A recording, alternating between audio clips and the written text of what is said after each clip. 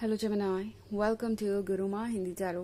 और ये रीडिंग है इस बारे में कि नो कॉन्टैक्ट सिचुएशन में उनका नेक्स्ट स्टेप क्या होने वाला है, उनका अगला कदम किस डायरेक्शन में होगा और क्यों होगा। ये रीडिंग स्ट्रिक्टली उन्हीं लोगों के लिए है जो बिल्कुल ही नो कॉन्टैक्ट में है और किसी भी तरीके का कोई कम्युनिकेशन पॉसिबल नहीं हो पा रहा। एंड ऑल्सो आप लगातार सोच रहे हैं कि पता नहीं इस पर्सन के दिमाग में चल क्या रहा है, आगे क्या होने वाला है, आपको वेट करना चाहिए, नहीं करना चाहिए, या कुछ और जो भी आपके लिए इम्पोर्टेंट हो। चलिए देखते हैं कि क्या मैसेजेस है आपके लिए।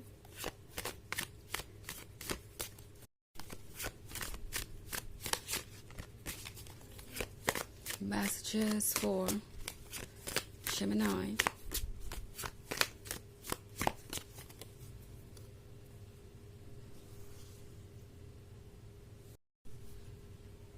Wheel of the Year, King of Wands, Knight of Wands, Ten of Wands, and Lord of Shadows. Okay. हमारे पास है Ten of Wands.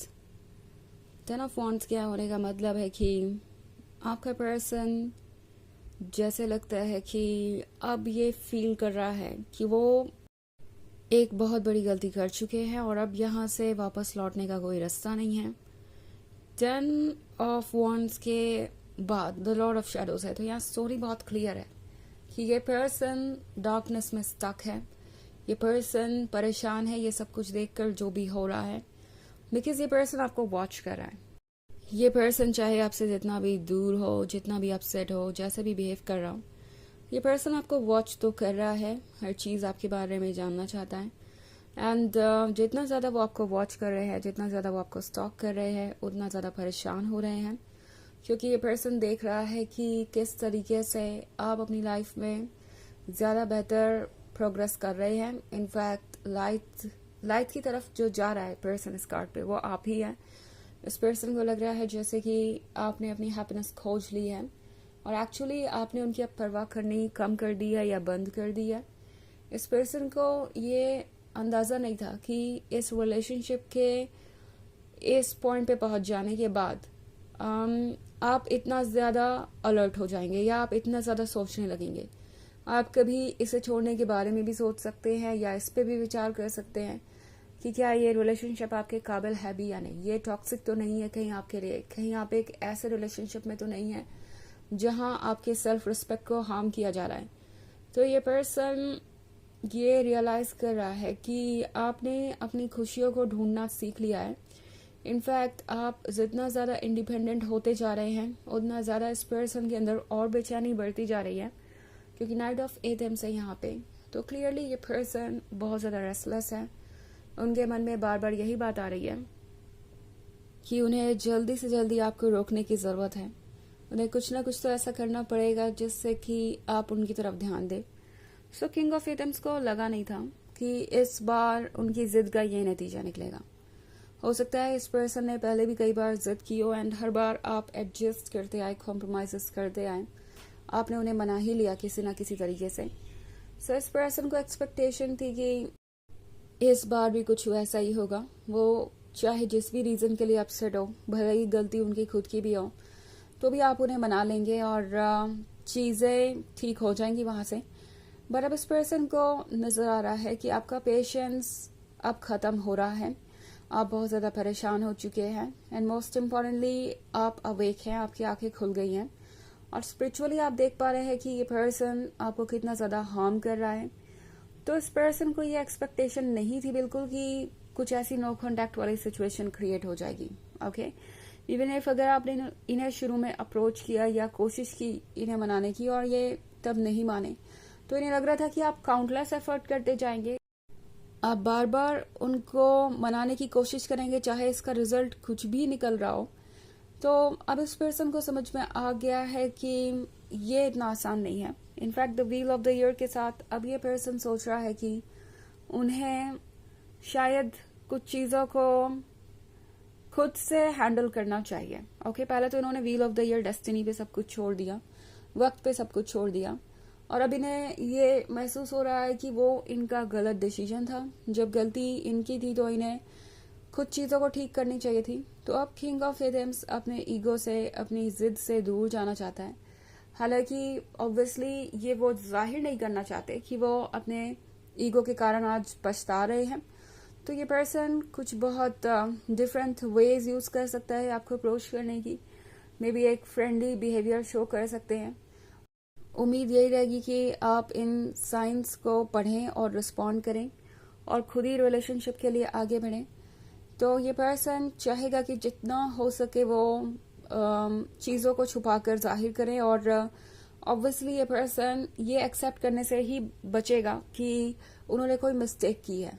ओके, ये पर्सन नहीं चाहेगा आपके सामने ये कन्फेस करना कि वो आपके बिना अकेले थे, उन्हें अपनी गलती का एहसास हो रहा है और वो उसे अब ठीक करना चाहते हैं।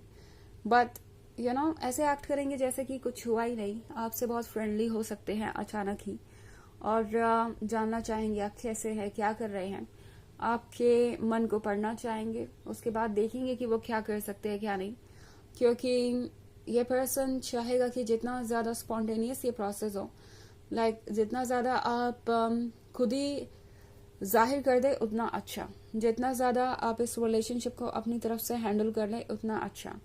ये इस पर्सन के दिमाग में इस वक्त चल रहा है। ओके, सो ये एक another type of mind game है जो शायद जल्दी ही शुरू हो। हालांकि ये एक जनरल रीडिंग है, ये सबसे रेजोनेट नहीं करेगी। एनर्जी रिवर्स हो सकती है अगर आप क्रॉस वॉचर हैं। इसके अलावा अगर आप पिछले वीक की रीडिंग देखना चाहें तो उसका लिंक आपको डिस्क्रिप्शन बॉक्स में मिल जाएगा हमेशा की तरह। तो चलिए आगे बढ़ते हैं और देखते हैं और क्या मैसेजेस है आपके लिए।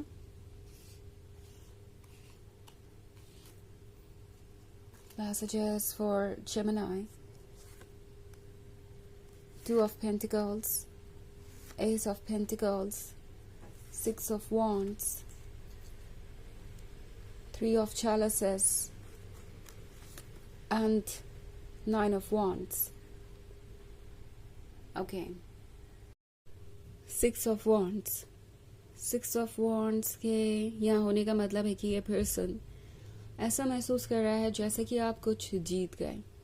इस पर्सन को लगता है कि फाइनली आपने अपने इमोशंस पे काबू पा लिया है, और इसका मतलब ये है कि अब वो ये उम्मीद नहीं कर सकते कि आपके इमोशंस आपको उनकी तरफ खींच के लाएंगे। एंड अब आप अपने इमोशंस के स्लेव नहीं हैं। इस पर्सन को ऐसा महसूस हो रहा है। पहले उन्हें लगता था कि जेमिनाई आपके इमोशंस आपसे कुछ भी करा सकते हैं तो वो सेफ है, बट थ्री ऑफ चैलिसेस के साथ ये पर्सन देख रहा है कि अब आप अपनी लाइफ को एंजॉय कर रहे हैं। इनफैक्ट आपके आसपास ऐसे बहुत सारे लोग हैं जो आपसे प्यार करते हैं और जो आपको संभाल लेंगे। तो एस ऑफ पेंटिकल्स जो कभी उनका था वो गवा चुके हैं, ऐसा उन्हें महसूस हो रहा है। टू ऑफ पेंटिकल्स के साथ ये पर्सन सोच रहा है कि आखिर उनका अप्रोच क्या होना चाहिए, क्योंकि वो आपको अप्रोच करने के बारे में सोच तो रहे हैं डेफिनेटली, इसीलिए यहाँ पे टू ऑफ पेंटिकल्स है और दूसरी तरफ नाइन ऑफ वॉन्ड्स भी। तो ये पर्सन ये सोच रहा है कि जब वो आपके पास पहुंचेंगे तो आपके सवालों को किस तरीके से फेस करेंगे, कैसे खुद को डिफेंड करेंगे, कैसे अपनी फीलिंग्स को छुपाएंगे, वो सबसे बड़ा चैलेंज है इनके लिए। क्योंकि ये पर्सन बिल्कुल भी नहीं चाहता कि वो अपनी फीलिंग्स को एज इट इज आपके सामने रखें। उन्हें लगता है कि ऐसा करने से वो आपको क्रेजी नजर आएंगे या डेस्परेट नजर आएंगे। वो ये नहीं चाहते कि आप ऐसा सोचें। ओके, वैसे लॉर्ड ऑफ वॉन्ड्स यहाँ पे है, तो आप किसी फायर साइन से डील कर रहे हो सकते हैं। तो चलिए देखते हैं आपके लिए ऑरेकल मैसेज क्या है।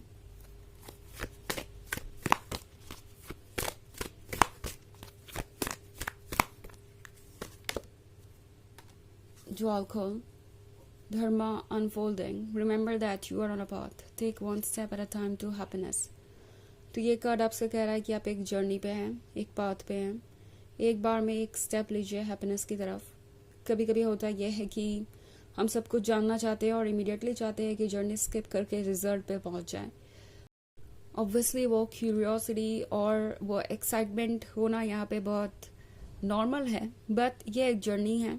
सरप्राइज को सरप्राइज रहने दीजिए और ये जर्नी भी बहुत इंटरेस्टिंग होगी। इस जर्नी के हर एक स्टेप को एंजॉय कीजिए और समझिए एक दूसरे को। यही इस वक्त यूनिवर्स आपसे कुछ कहना, यही यूनिवर्स इस वक्त आपसे कहना चाहता है।